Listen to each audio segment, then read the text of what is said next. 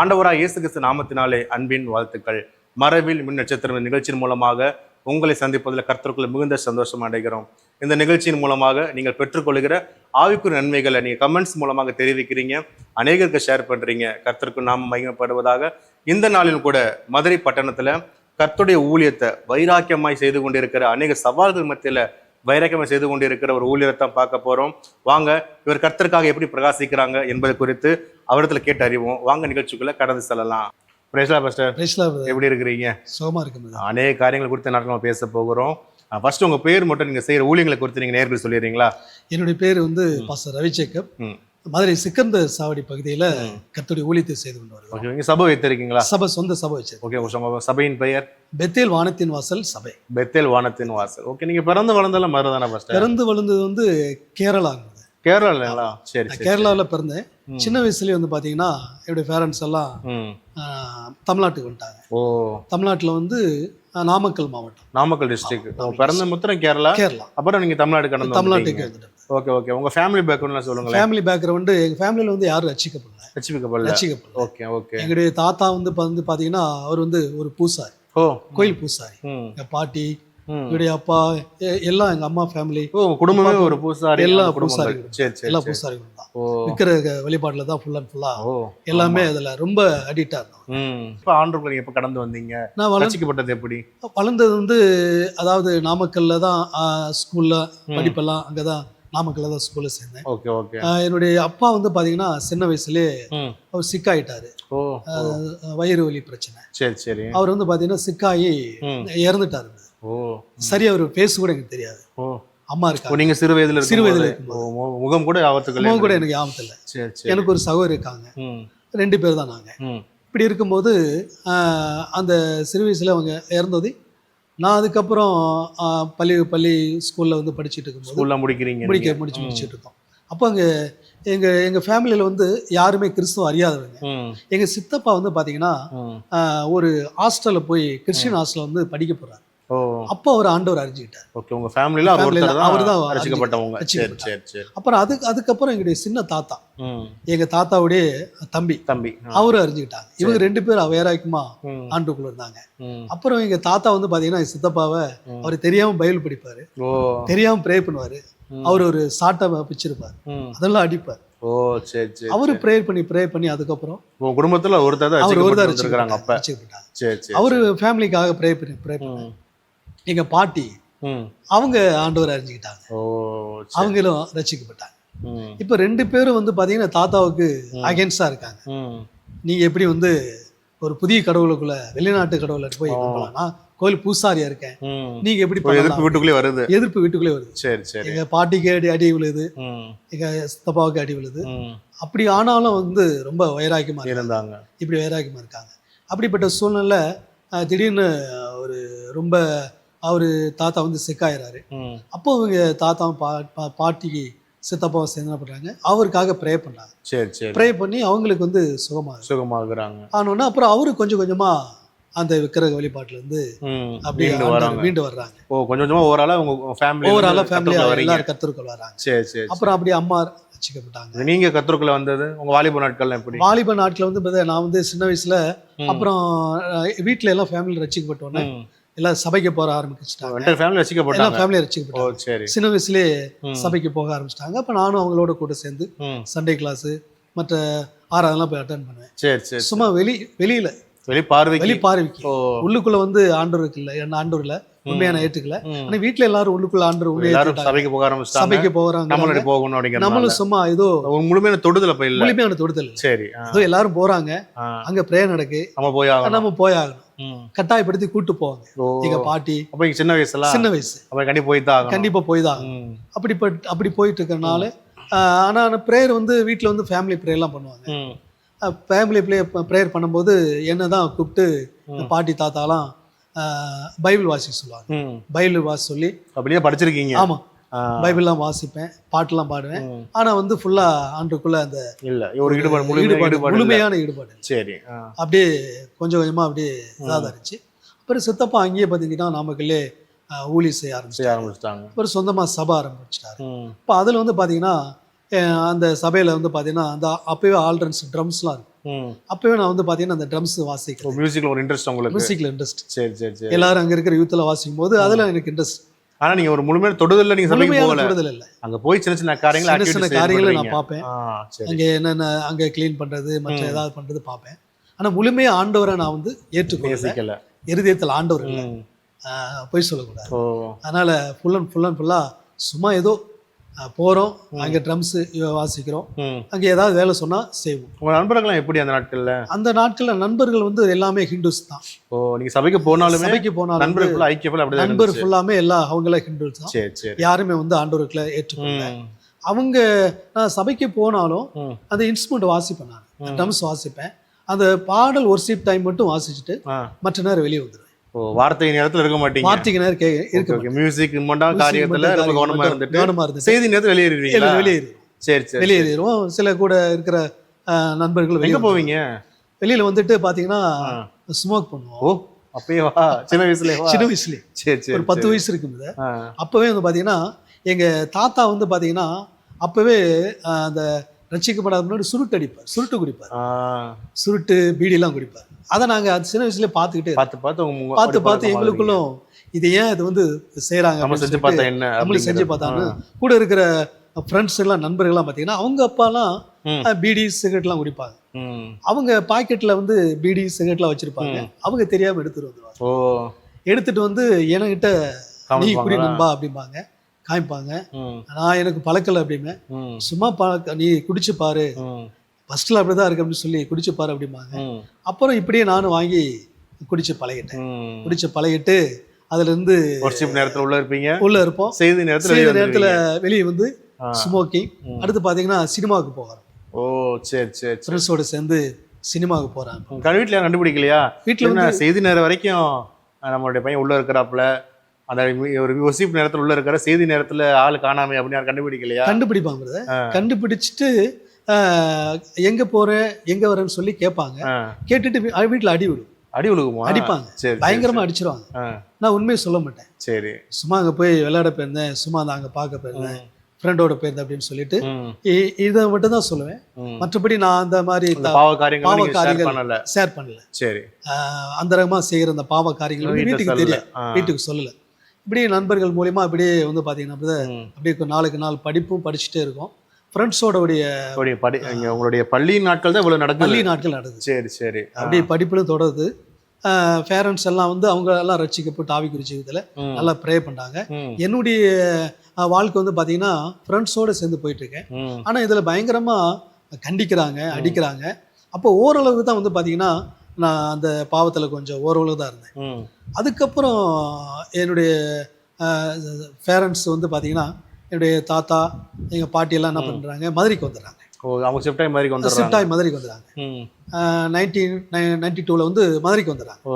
மதுரைக்கு வந்து இங்க மினிஸ்ட்ரி பண்ண ஆரம்பிச்சு. உங்களை கண்டிக்கிறதுக்கு யாரும் இல்ல? கண்டிக்கிறதுக்கு யாரும் இருந்த 2 பேரும் இங்க வந்துடுறாங்க. 2 பேர் வந்துடுறாங்க. கூட அம்மா இருக்காங்க, தங்கச்சி இருக்காங்க. 2 பேர் கூட இருக்காங்க. தங்கச்சி நான் பண்ற என்னுடைய ட்ரிங்க்ஸ் கெட்ட நண்பர்கள்லாம் பார்த்துட்டு அது என் தங்கச்சி வந்து என் கூட இல்லை. அது படிச்சு முடிச்சுட்டு பாத்தீங்கன்னா இங்க மதுரைக்கு வந்துருச்சு. வேணான்னு பிரிஞ்சுட்டாங்க. சரி. ஏன்னா வந்து இப்படி ஒரு அண்ணன் கூட நான் எப்படி நான் இருக்கிறது? எல்லா ஆண்களும் நல்லா இருக்காங்க, என் அண்ணன் மட்டும் குடிகாரனா இருக்காரு, கெட்ட நண்பர்களோட வேதனையில தனியா வந்துட்டாங்க. வந்துட்டு அவங்க படிக்கிறாங்க.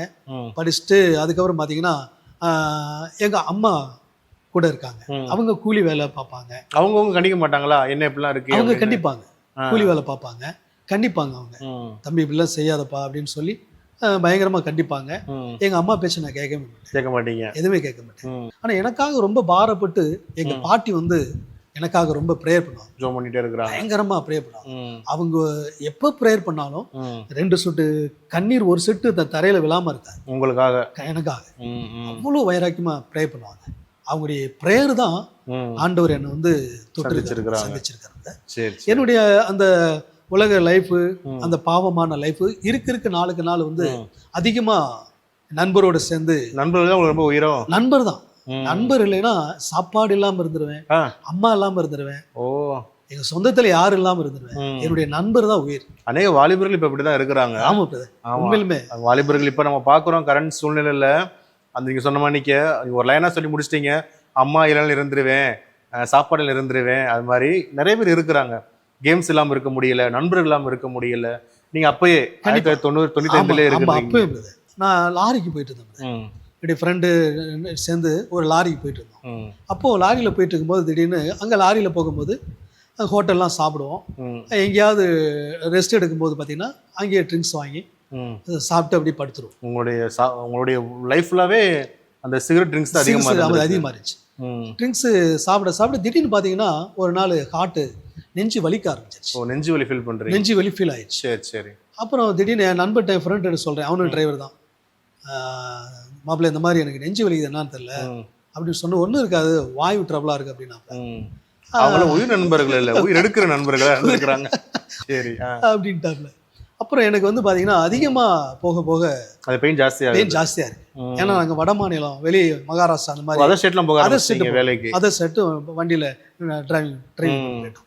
அப்படி போயிட்டு இருக்கும்போது தான் அங்கே அது அதிகமாக வலி எடுக்க ஆரம்பிச்சு. ம், ம். அப்புறம் நான் சொல்கிறேன், இந்த மாதிரி எனக்கு ரொம்ப முடியல ஓ. அப்படின்னு சொன்னோடனே, சரி நம்ம சீக்கிரம் நம்ம ஊருக்கு போயிடுவோம். ம், ஊருக்கு போயிட்டு நீ ரெஸ்ட் இறங்கிரு, ம். நீ இறங்கிட்டு நீ என்ன ட்ரீட்மெண்ட் எடு அப்படின்னு பாருங்கன்றாங்க. ம், பாருங்கடா. அதுக்கப்புறம் வந்து ட்ரீட்மெண்ட் எடுக்க டாக்டர்கிட்ட போகிறேன். ம், டாக்டர்கிட்ட போனோடனே இந்த மாதிரி சார் எனக்கு வந்து ஹார்ட்டில் என்னன்னு தெரியல, வலி இருக்குது, ம். ஒரே பெயினாக இருக்குது அப்படின்னு கேட்டார். என்ன இப்போ வேலை நீங்க உங்களுக்கு வந்து நெஞ்சு வலி நினைச்சுக்கிட்டு இருக்கிறீங்க. அது சும்மா சாதாரணமாக ஒரு நெஞ்சு வலி மாதிரி இருக்கு நினைக்கிறீங்க. ஆ. ஆனால் பயங்கரமாக இருக்குது, நாளுக்கு நாள் அதிகமாகிட்டு இருக்கு. ம், வீட்டில் அம்மாட்ட சொல்கிறேன். அம்மாவும் என்ன சொல்லிட்டாங்க, நீ போய் டாக்டரை பாருப்பா அப்படிங்கிறாங்க. போய் டாக்டரை பார்க்குறோம். உடனே டாக்டர்கிட்ட போயிட்டு இந்த மாதிரி சார் நெஞ்சு வலிக்குன்னு சொல்கிறோம். ம், அவர் சில டெஸ்ட்டெல்லாம் எடுக்கிறாரு. எடுத்து பார்த்துட்டு அப்புறம் சொல்கிறாரு, தம்பி நீங்கள் வந்து கொஞ்சம் வயசாக இருக்குது, ம், நீங்கள் வந்து இனி ட்ரிங்க்ஸ் அடிக்கக்கூடாது, ம். ஸ்மோக் பண்ணக்கூடாது, லங்ஸ்ல பாதிக்கப்பட்டுருச்சு. எல்லாம் பாதிக்கப்பட்டுச்சு. ம், நீ வாழணும்னா ம். நீங்கள் இந்த ரெண்டுமே விட்டுறணும், ஓ. அவாய்ட் பண்ணிடணும் அப்படின்ட்டாங்க. அப்புறம் எனக்கு வந்து இது ரெண்டுமே இல்லாமல் இருக்க முடியாது ம். அப்படின்னு சொல்லிட்டு, இதுதான் நீங்க வாழ்க்கை நினைச்சுக்கிட்டு இருக்கிறீங்க. வாழ்க்கை இதுதான் வாழ்க்கை, இது ரெண்டு தான் வாழ்க்கை, அடுத்த நண்பர். ம், அப்புறம் என்னால் சரின்ட்டு சில மாத்திரைலாம் டேப்லாம் கொடுத்தாங்க, பாயிண்ட் அதாவது போடுறேன். ம். போட்டு வந்து பார்த்தீங்கன்னா அடுத்த நாள் ஸ்மோக் பண்ணி பார்க்குறேன், மறுபடியும் நீங்க கண்டினியூ பண்றீங்க. கண்டினியூ பண்ணுறேன், ட்ரிங்க்ஸ் பண்ணுறேன், மறுபடியும் ஓவராக பெயின் ஆரம்பிச்சிச்சு. ம், ம். அப்புறம் எனக்கு பயம் ஆயிடுச்சு. சரி. பயம் அப்படியே கொஞ்சம் கொஞ்சமாக அதை விட ஆரம்பிச்சிட்டேன். விடுறதுக்கு முயற்சி எடுக்கிறீங்க. மூச்சு எடுக்கிறேன். சரி. ஆ. மூச்சு எடுக்கும்போது ஃப்ரெண்ட்ஸ் எல்லாம் கேட்குறாங்க, ம், ஏன்னா நீ வந்து திடீர்னு வந்து ஸ்மோக் விட்டுட்ட, ம். ட்ரிங்க்ஸ் விட்டுட்ட, விட மாட்டேங்கிறாங்க அவங்களாம். ம், வா மறுபடியும் போய் பாருக்கு போவோம், ஒன்ஸ் போவோம்னு சொல்லி இவனுக்கு கூப்பிடுறாங்க. இல்லை எனக்கு உண்மையிலுமே ம், உடல் இதில் பாதிக்கப்பட்டு நண்பா, என்னால் முடியாது, ம், டாக்டர் வான் பண்ணிட்டாங்க, ம், இதை என்னால் பண்ண முடியாது அப்படின்னு சொல்கிறேன். ம், 1000 சாவு 100 சாவு ம். ஒரு dialogue பேசுறாங்க. டைலாக் பேசுகிறாங்க. சரி. ஆ. முன்பட்ட மனசில் புகை விட்டு ஆட்டும் நண்பா, ஆ. வா அப்படின்னு சொல்லிட்டு மறுபடியும் கூப்பிடுறாங்க. என்னால் முடியல. ம். அதுக்கப்புறம் நான் அப்படியே கொஞ்சம் கொஞ்சமாக நிப்பாட்டிட்டீங்க. நிப்பாட்ட ஆரம்பிச்சிட்டேன். சரி. நிப்பாட்டின உடனே அதுக்கப்புறம் பார்த்தீங்கன்னா, இப்போ தனிமையில வர ஆரம்பிக்கிறீங்க. ஆமாம், ஆ. அப்படியே அந்த தனிமையில் வர ஆரம்பிக்கிறேன். ம், ஃப்ரெண்ட்ஸோடைய அப்படியே அவங்களுடைய நட்பும் அப்படியே ம், தனிமையில் வர ஆரம்பிக்கிறேன். ம், இந்த பாவ பழக்கமும் ம், எல்லா பாவ பழக்கமும் கொஞ்சம் கொஞ்சமாக ம், வித்தியாசமாக மாற ஆரம்பிச்சிருது. ம். சினிமாவுக்கு போகிறது, ஃப்ரெண்ட்ஸோட சேர்ந்து இப்போ எல்லாம் சுற்றுறது, இதெல்லாம் வித்தியாசமாக மாற ஆரம்பிக்கிறது. குறைக்கிறீங்க. வீட்லேயும் அம்மாவும் அவங்களுக்கு ஒரு சந்தோஷப்படுறாங்க, சரி சரி. ஒரு பாட்டியை மாற்றம் வர மாற்றம் ஆரம்பிக்குது. வருது, தங்கச்சியை சந்தோஷப்படுறாங்க. ம், இதெல்லாம் விட்டுட்டு பார்த்தீங்கன்னா அப்படியே கொஞ்சம் கொஞ்சமாக தனிமையில் வீட்டில் இருக்கேன். ம், அப்புறம் கிடைச்ச வேலைக்கு அப்படியே போயிட்டுருக்கேன். ம், இப்படி போயிட்டு இருக்கும்போது அம்மா சொல்கிறாங்க, ஏதாவது இது மேரேஜ் பண்ணும் அப்படின்னு சொல்லி ஒரு மேரேஜ் ஆகிற வயசு பேசுகிறாங்க. வந்துச்சு. அதெல்லாம் இப்போதைக்கு பேச வேணாம் அப்படின்ட்டேன். ம், ஏன்னா இப்போ தான் கொஞ்சம் கொஞ்சமாக இதாக இருக்குது. ம். ஏன்னா ஊரில் வந்து பார்க்கும்போது என்னை வந்து கெட்டவனாக தான் பார்க்குறாங்க, ஆமா ஆமா. ரொம்ப மோசமானவன் தான் பார்க்குறாங்க, யாரும் பொண்ணு கொடுக்க மாட்டா அப்படின்னு சொல்லி யார்கிட்ட சொன்னாலும் சாட்சி சொல்லிடுவாங்க. சாட்சியை சொல்லிடுவாங்க அப்படின்னு விட்டுட்டோம். ம், விட்டுட்டு இருக்கும்போது திடீர்னு பார்த்தீங்கன்னா சிட்டியிலேருந்து நாங்கள் இருக்கிறது ஒரு வில்லேஜ், ம். சிட்டியிலேருந்து ஒரு 2 ஃபாஸ்ட் வர்றாங்க. உங்க கிராமத்துக்கு கிராமத்துல வராங்களா? 2 ஊழியக்காரங்க சரி. ஆ. வராங்க. 2 ஊழியக்காரங்க வரும்போது ம், பக்கத்தில் எங்களுக்கு தெரிஞ்ச ஒரு தாத்தா, ம், அவர் வந்து பார்த்தீங்கன்னா ஸ்ட்ரோக் ஆகி ஒரு கைங்காலம் அவருக்கு வந்து வரல. ம், இப்படி இருக்கிற சூழ்நிலை வந்து அவங்கள வந்து பார்க்குறாங்க. பார்த்துட்டு ஒரு 1 வீக்கை வந்து பார்த்துட்டு அவருக்காக ப்ரேயர் பண்ணிட்டு போகிறாங்க. ம். நெக்ஸ்ட் வீக் வர்றாங்க, அவர் சுகமாயிட்டார், ஓ, ஹீலிங் ஆயிடுச்சு. இது உங்களுக்கு இது எனக்கு பார்க்கும்போது கேள்விப்படுறீங்க. நான் கேள்விப்படுறேன். ஆ. இங்கே நம்ம ஃபேமிலியெல்லாம் ரட்சிக்கப்பட்டு ஊழியம் பண்ணுறாங்க, ம், நம்ம இங்கே துன்மார்க்கமாக இருக்கோம். ம். இங்கே அடுத்த ஊழியக்காரங்க வந்து இங்கே ப்ரேயர் பண்ணி ஹீலிங் அற்புதம் நடக்குது. அப்புறம் அது உடனே எங்கள் தாத்தா தான் அவர் ரிலேட்டிவ். ம், எனக்கு ஒரு ரொம்ப அதில் ஒரு சந்தோஷம். ம், இப்படி இருக்கும்போது எந்த ஒரு பாவமும் செய்யாமல் இருக்கும்போது சில காரியங்களாம் பழைய ஞாபகம் வருது. ஆனால் மறந்து விட்டுட்டேன். திடீர்னு பார்த்தீங்கன்னா அந்த 2 ஊழியக்காரங்களும் நான் அப்போ தான் காலை சாப்பாடு சாப்பிட்டுட்டு 11 மணிக்கு சாப்பிட்டுட்டு இருக்கேன். திடீர்னு நம்ம எங்கள் வீட்டுக்கு வர்றாங்க.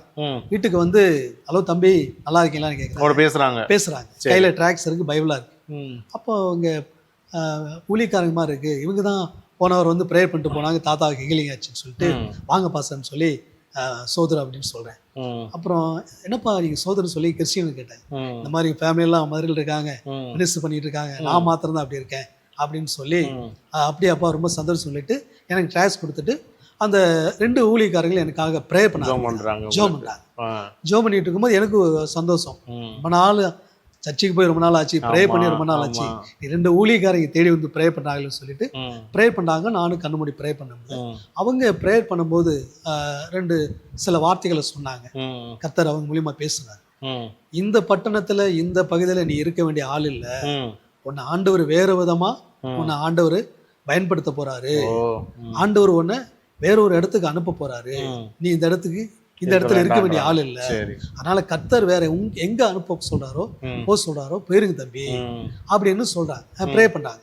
ப்ரே பண்ணிட்டு முடிச்சோன்னா அவங்ககிட்ட பச எனக்கு எங்க விருப்பம் இல்லதான், ஆனா எங்க சொந்த பந்தெல்லாம் பாத்தீங்கன்னா தாத்தா பாட்டி மதுரையில் ஊழி செஞ்சுட்டு இருக்காங்க. அப்புறம் என்ன தம்பி ஏன் இந்த ஊர்ல இந்த கிராமத்துல இங்க இருக்கீங்க, நீங்க அவங்களோட போயிட்டா நல்லா ஆசீர்வாதமா இருக்கலாம், அவங்களோட போயிட்டு பண்ணலாம் அப்படின்னு சொல்லிட்டு அப்படின்னு அவங்க சொல்லிட்டு போயிட்டாங்க.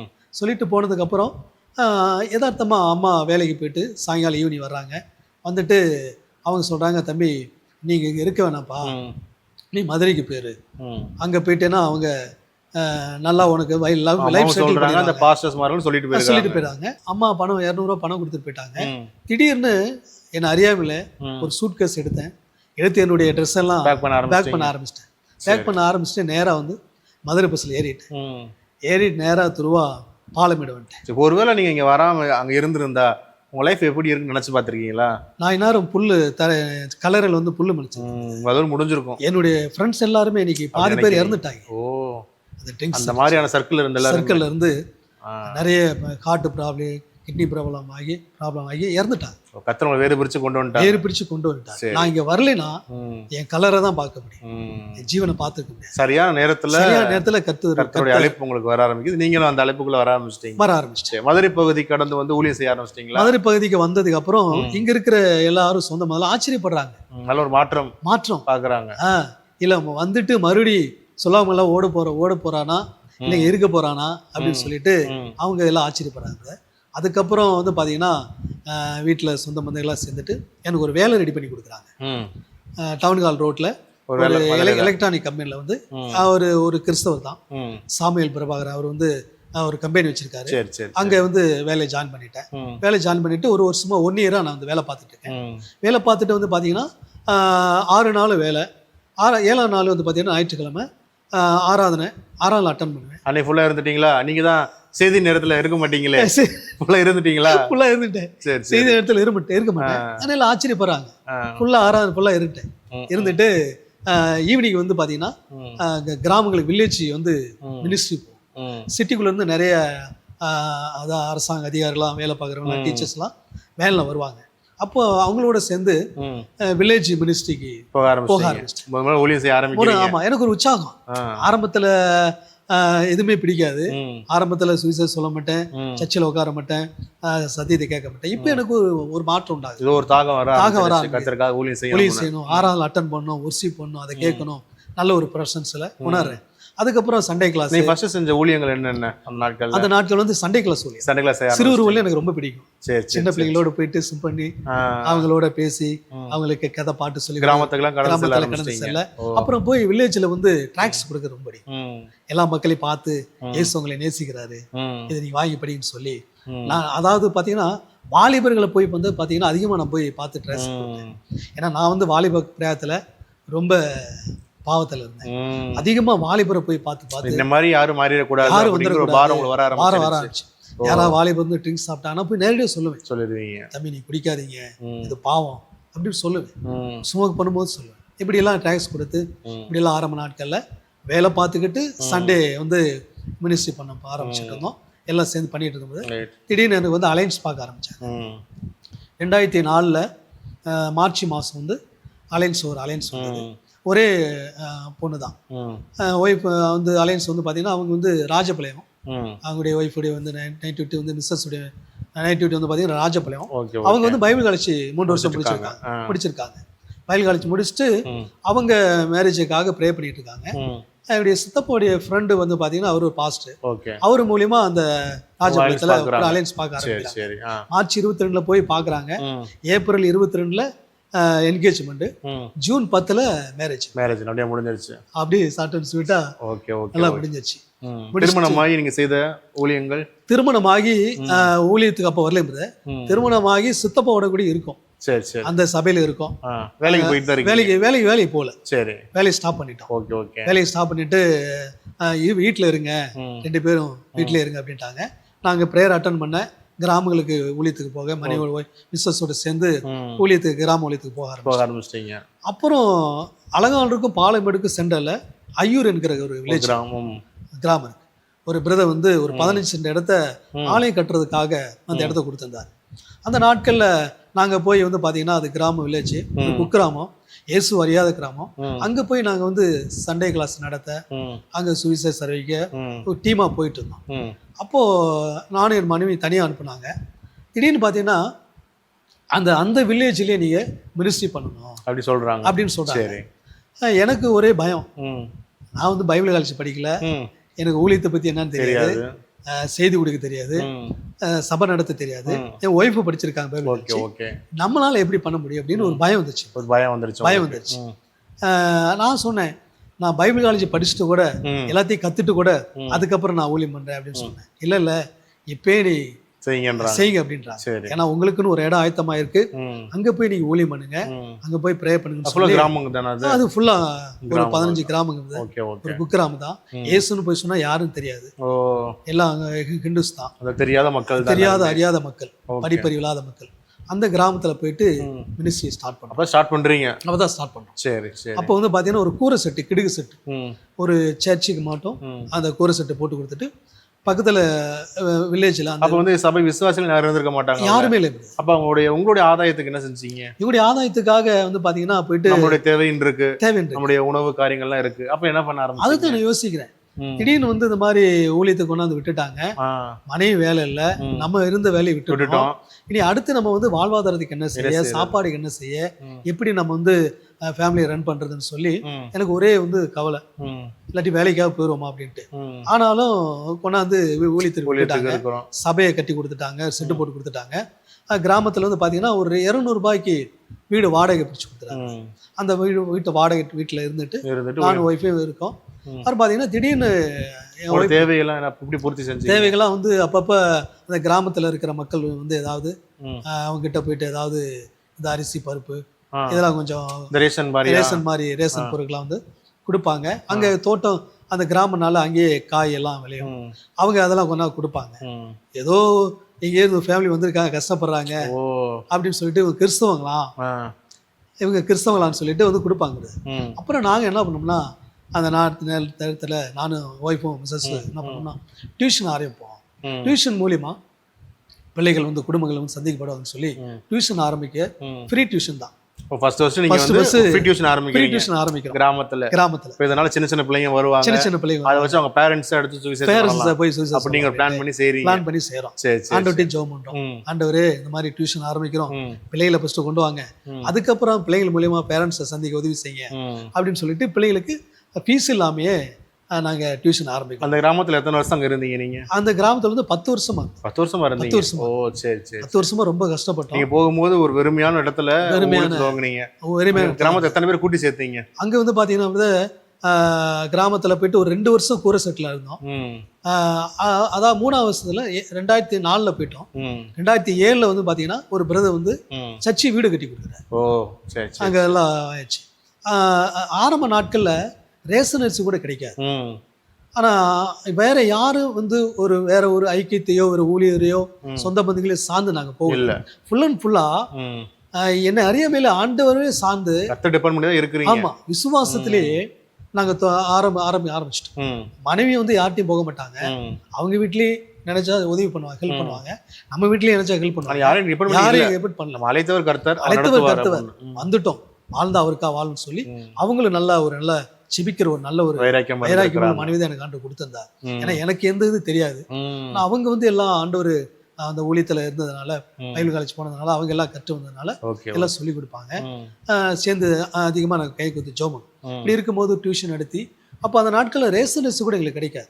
என் மனைவி என்ன பண்ணுவாங்கன்னா, அந்த ஊருக்குள்ள போயிட்டு அங்க இருக்கிற ரேஷன் கார்டு வச்சிருக்கிறவங்கிட்ட ஒரு 4 கார்டு 5 கார்டு வந்து கலெக்ட் பண்ணி. ரொம்ப கஷ்டமா இல்லையா அந்த நேரத்துல? கஷ்டம் தான். ஏன்னா நம்ம வந்திருக்கிறோம், ஊழியத்துக்கு வந்திருக்கிறோம், இப்படி மற்றவங்ககிட்ட போய் நம்ம கேட்குற மாதிரி நிலைமை இருக்குது, நம்ம திருப்பி நம்ம வேலைக்கு போகலாம் அப்படிங்கிற மாதிரி ஒரு தடுமாற்றம் வரலையா விசுவாசத்துல? தடுமாட்டம் வரும், தடுமாட்டம் வந்துச்சு. ஆனாலும் வந்து நம்ம வந்து கலைப்பின் மேல கை வச்சுட்டு நம்ம வந்து பின்னிட்டு திரும்பி பார்க்கக்கூடாதுன்னு சொல்லி அப்படி ஒரு நல்ல ஒரு வைராக்கி வந்துச்சு அந்த நாட்கள்ல. எந்த அளவுக்கு நான் பாவத்துல இருந்தோம், பாவத்துல இருந்து ஆண்டவர் தூக்கி எடுத்துட்டாரு, ஆண்டவருக்குன்னு ஏதாவது செய்யணும் அப்படிங்கிற ஒரு வைராக்கி வந்துச்சு. கண்டிப்பா சொந்த பந்தத்தையும் பேரக்கூடாது, யார்ட்டையும் போய் ஹெல்ப் கேட்கக்கூடாது. ஆண்டவர் என்ன கொடுக்குறாரோ கிடைக்கிற நேரம் சாப்பாடு, இல்லைன்னா பச்சை தண்ணி குடிச்சு படுத்துரும். இருந்தாலும் முடிவு பண்ணிட்டோம். டியூஷன் ஆரம்பிச்சு சில நேரத்தில் வந்து பார்த்தீங்கன்னா அந்த ரேஷன் அரிசி இருக்கும்போது அதோடைய அந்த குருணை இருக்கும், அது கோழிக்கு தான் போடுவாங்க. ஆமா ஆமா ஆமா, அது கோழிக்கு தான் போடுவாங்க. அதை கொண்டு வந்து நாங்கள் செஞ்சு சாப்பிட்டுட்டு இருக்கும்போது டியூஷன் வருகிற பிள்ளைங்க போய் பேரண்ட்ஸ் சொன்னோன்னே அவங்க வந்து பார்த்தீங்கன்னா கேள்விப்பட்டு பிள்ளைகளுடைய பேரண்ட்ஸ் வந்து என் வீட்டுக்கு தேவையான ஒரு மாசத்துக்கு தேவையான வேண்டிய பலசரக்கு ரைஸ் எல்லாம் வந்து கொண்டாந்து கொடுத்தாங்க. இப்படிதான் ஆரம்ப நாட்கள்ல அந்த ஐயூர் கிராமத்துல ஊழியத்தை அப்படிதான் செஞ்சுட்டு வந்துட்டு இருந்தோம். அதுக்கப்புறம் சபை கட்டப்பட்டுச்சு. அந்த இடத்துல கிட்டத்தட்ட 200 பேருக்கு மேல நீங்க கூடி சேர்த்திருக்கீங்களா? ஆமா பிரதர், அந்த இடத்துல வந்து 200 பேர் வருவாங்க. மெயின் ஏதாவது ப்ரோக்ராம்னா நிறைய பேர் வருவாங்க. அங்க ஒரு 10 வருஷமா அங்க வந்து அந்த இடத்துல அந்த ஐயூர் கிராமத்துல நீங்க வந்து கிட்டத்தட்ட ஒரு சபை துவங்கி, ஆமா, சின்ன லெவல்ல இருந்து கிரவுண்ட் லெவல்ல இருந்து நீங்க வேலை பார்த்துருக்கிறீங்க. ஆமா, அதுக்கு பிறகு சில சவால்கள்லாம் கடந்து வந்து நாங்கள் கேள்விப்பட்டேன். அதுக்கப்புறம் ஒரு சபையை நீங்க ஏற்படுத்தி அந்த சபையில சில விரோதிகள்லாம் வந்து அந்த சபைக்கு விரோதமாக செயல்பட்ட காரியங்கள், உங்களுக்கு விரோதமாக செயல்பட்ட காரியங்களை நாங்கள் சில யூடியூப்ல நாங்கள் பார்த்துருந்தோம். உங்க சபைக்கு கடந்து வந்து உங்க சபையை அவங்க அடித்து நொறுக்கி அவங்க பைபிள்லாம் கிழிச்சு ஒரு பெரிய அந்த நாட்களில் ஒரு எதிர்ப்பு நம்ம கடந்து வந்தாலும் நான் கேள்விப்பட்டோம். தொடர்ந்து அதை பத்தி நம்ம பேசுவோம் வரப்போகிற நிகழ்ச்சியில். அடுத்த வாரம் கண்டிப்பா நேரம் பேசுவோம். நம்ம நிகழ்ச்சி முடிக்க நேரத்துக்கு வந்திருக்கிறோம். ரொம்ப நன்றி பாஸ்டர், தேங்க்யூ. தொடர்ந்து வரப்போகிற எபிசோட்ல அவங்களோட சபைகளுக்கு ஏற்பட்ட சில துன்பங்கள், ஆமாம், சில ஒரு குறிப்பிட்ட காலத்துல ஒரு 2018 நினைக்கிறேன், அந்த நாட்கள்ல சில விரோதிகள்னால இந்த சபைகள் அடித்து நொறுக்கப்பட்டு சபையில் இருக்கிற அநேக அந்த பைபிள் பாட்டு புத்தகங்கள்லாம் கிழித்து இவங்க அநேக துன்பத்துக்குள்ள ஆளாக்குனாங்க. அந்த காரியங்களை குறித்து வரப்போற நிகழ்ச்சியில குறித்து நம்ம கேட்டறிவோம். தொடர்ந்து எங்களோட கூட இணைந்திருங்க. கர்த்தர் உங்களை ஆசீர்வாதத்தை நடத்துவாராக. ஆமென்.